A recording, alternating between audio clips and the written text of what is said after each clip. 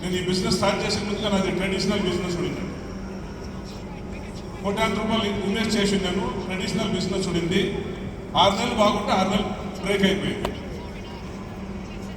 ఇట్లాంటి ఒక సిచ్యువేషన్లో నేను కంటిన్యూ ఇన్కమ్ కావాలా, మంచి ఇన్కమ్ కావాలని ఒక అవకాశం వెతుకుతా ఉంటే నా పాలకి దేవుడు నాకు వచ్చింది వెస్టీజ్ అండి.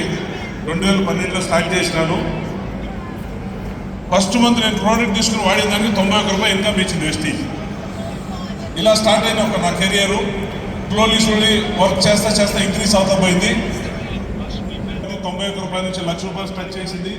1,00,000 నుంచి 2 లక్షలు పోయింది, 2 లక్షల నుంచి 4 లక్షలు పోయింది, 4 లక్షల నుంచి 8 లక్షలు పోయింది, 8 లక్షల నుంచి 10 పోయింది, 10 నుంచి 12 పోయింది. ఇలా ఇంక్రీజ్ అవుతా హైయెస్ట్ ఇన్కమ్గా 22,34,000 నేను ఇన్కమ్ తీసుకున్నాను.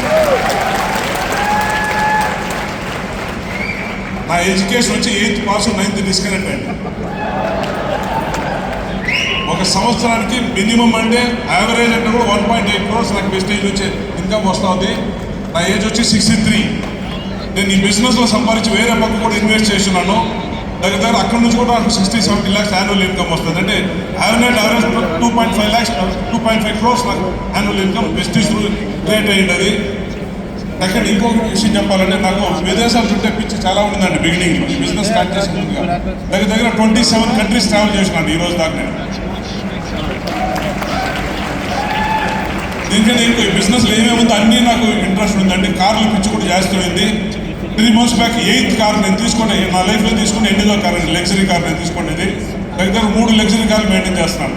కాబట్టి ఒక లైఫ్ ఇప్పుడు నాకు వెస్టేజ్ వచ్చింది. అది మీరు బై యాక్సిడెంట్గా కూడా ఈ బిజినెస్లో ఎంట్రీ అయ్యి ఉంటే ఎటు పరిస్థితుల్లో వదలొద్దండి, నిలబడండి స్టాకు. మీకు ఫ్యూచర్ 100% మీ లైఫ్ చేంజ్ అవుతుంది. Thank you.